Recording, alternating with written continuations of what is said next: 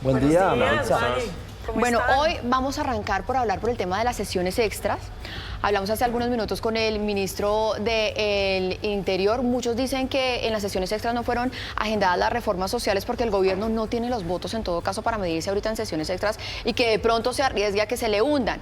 Él dice que no, que ellos cuentan con las mayorías, aunque precarias, pero que cuentan con las mayorías. Y yo quiero poner ese tema sobre la mesa, sobre esta mesa ancha, para que ustedes me cuenten sus opiniones. Jorge Iván. Pues a ver, uno lo puede entender como que el gobierno se tomó una pausa, ¿sí? En la discusión. Yo creo que... Eso dijo el ministro, nos tomamos una pausa. Yo creo que entendió el mensaje de por qué el Congreso no le aprobó algunas de sus iniciativas. Dos temas que no son muy polémicos, el de la edición presupuestal, un tema para reorganizar el número de diputados de cara a las elecciones de octubre.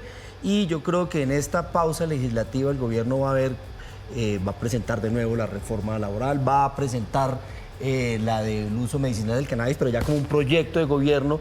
Entonces yo creo que es una buena pausa para que el gobierno reflexione, piense y en la segunda legislatura haga un mejor trabajo en el Congreso. Y uno no podría decir que es una sesión, una citación como por citar, porque es que estos dos proyectos no tienen ningún problema, se hubieran podido haber discutido fácilmente en las sesiones ordinarias. Claro, lo que pasa es que la edición presupuestal es muy importante para la aprobación digamos, del plan para la financiación del plan de desarrollo.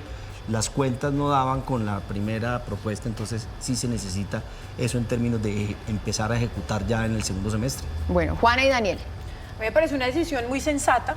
Creo, como Jorge Iván, que era un momento de parar, ¿no? En este momento era importante parar con todo lo que viene de pasar y una decisión sensata, ¿no? Pasar la edición presupuestal es urgente, entonces era necesaria pasarla ahorita y concentrar los esfuerzos para la próxima legislatura en la que tienen que pasar sí o sí las reformas que estamos esperando de este gobierno. Entonces me parece una muy buena decisión. Además es una pausa que está respondiendo también a los llamados de aquí estamos escuchando, vamos a parar un momento, analizar qué está pasando y tomar las decisiones con más cabeza fría.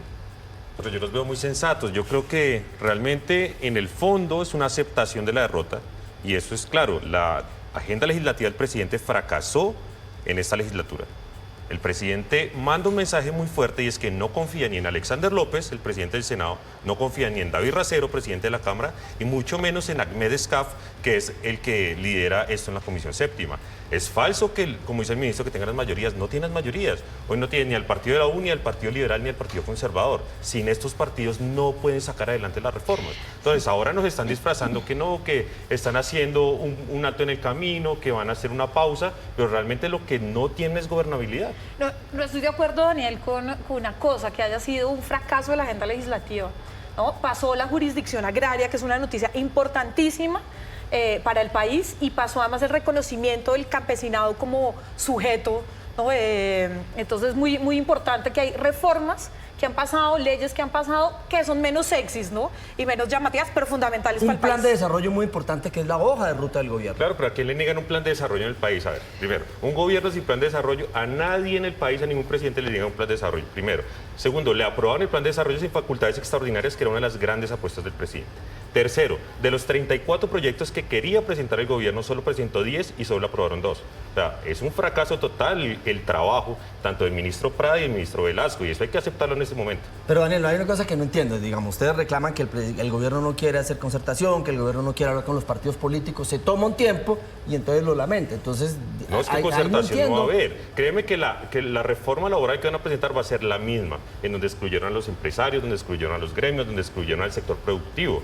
¿Ustedes creen que es que entonces se van a sentar en ese momento con Camacol o con Fenalco a decir, ay, venga, ¿cuáles son sus propuestas para la reforma laboral? Eso no va a pasar. Pues sería lo ideal en este mes de receso legislativo. Mientras siga Gloria Inés Ramírez en el Ministerio de Trabajo, los partidos sí se va a tener que sentar, porque si no, no van a tener los votos, tampoco se va a repetir la misma historia. Lo que sí es cierto, Juana, es que sí se hundieron, o por lo menos se archivaron reformas que son muy importantes para el gobierno nacional, como la reforma laboral.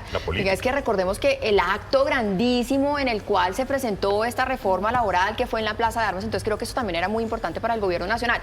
Una cosa que también dijo el ministro hace algunos minutos, y es que se va a fortalecer la coalición de gobierno. Yo quiero preguntarme hoy en día, ¿todavía existe una coalición de gobierno mayoritaria? Porque según él es mayoritaria, que simplemente necesita ser fortalecida. Muy distinto a lo que dijo ayer también Alexander López, que dijo, está quebrada, tenemos que reconfigurarla.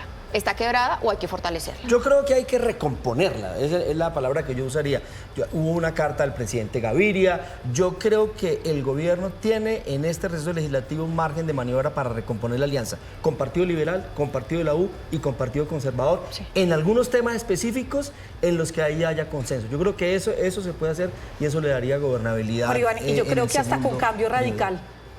Creo que hasta puede llegar a ciertos acuerdos con cambio radical que en el tema de uso recreativo del cannabis, al principio apoyaba. Cambio estaba apoyado y la discusión fue un artículo sobre una la prohibición de publicidad. Exacto. Eso fue lo que Pero Cambio Radical es un partido en oposición en estos momentos.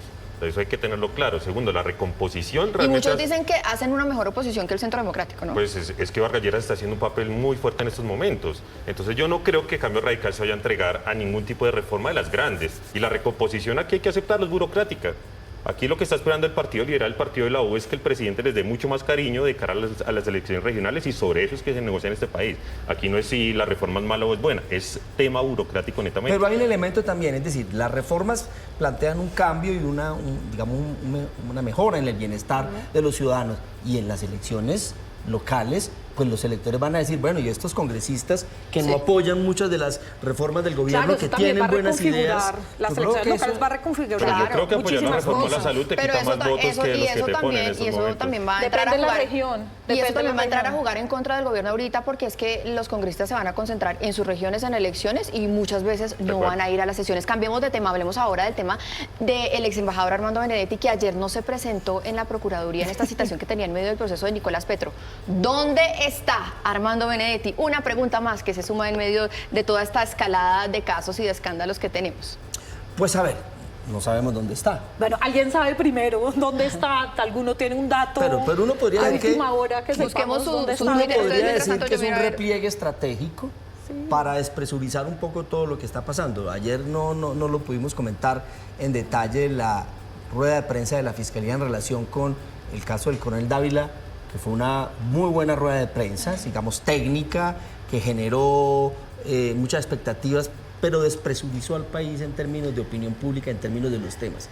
Entonces yo creo que eso también le facilitó a Benedetti hacer un repliegue estratégico sin que eso se vuelva un gran problema político, pero la pregunta sigue estando allí. Bueno, y Benedetti O sea, es una él no rueda fue suelta. a la citación en la Procuraduría estratégicamente, pero sí está en el país.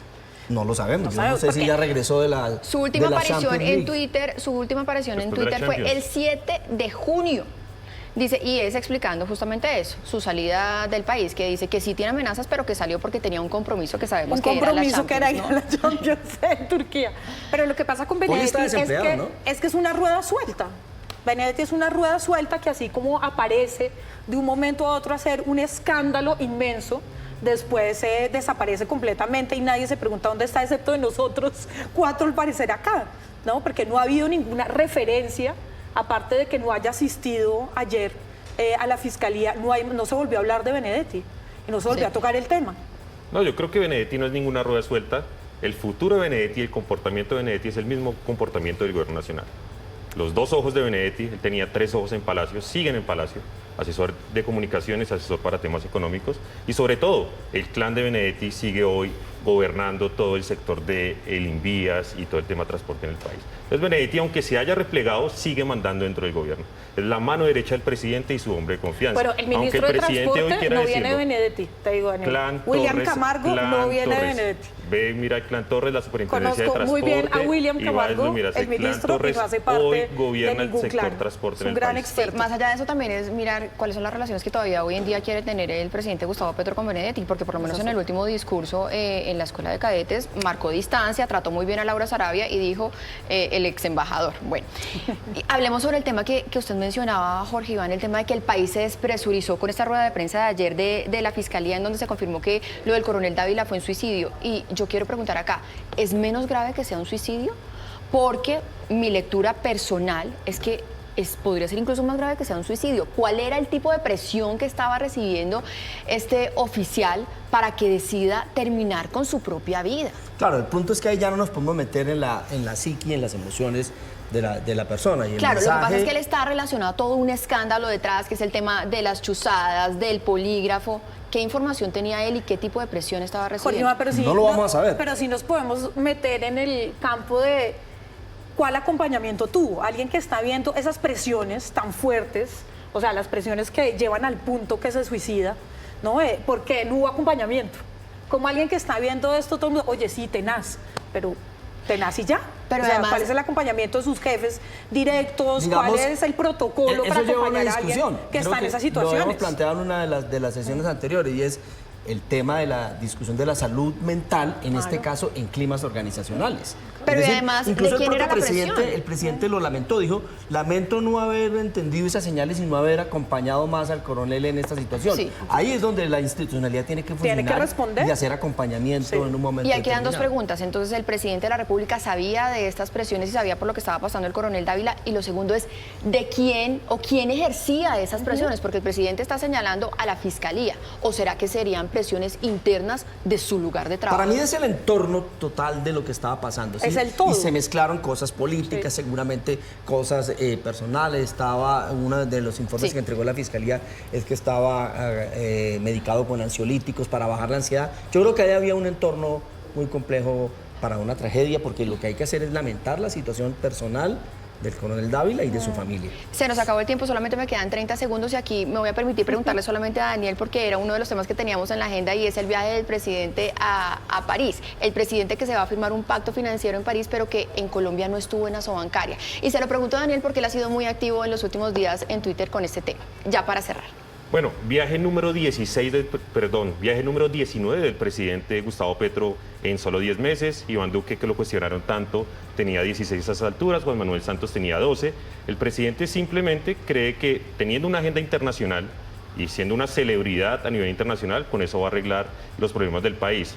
Este dato, el presidente ha ido más veces a Europa que a La Guajira, por ejemplo. El presidente ha ido más veces a Europa que al Chocó.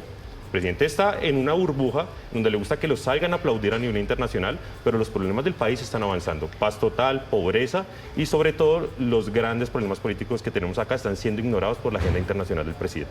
A eso hay que decir que la próxima semana el Gobierno Nacional va a estar en La Guajira gobernando desde La Guajira. Se nos acabó el tiempo. Ustedes muchísimas gracias. 7 de la mañana, 8 minutos. Nosotros vamos a hacer una breve pausa aquí en Noticias RCN, pero ya volvemos con más. Quédese con nosotros.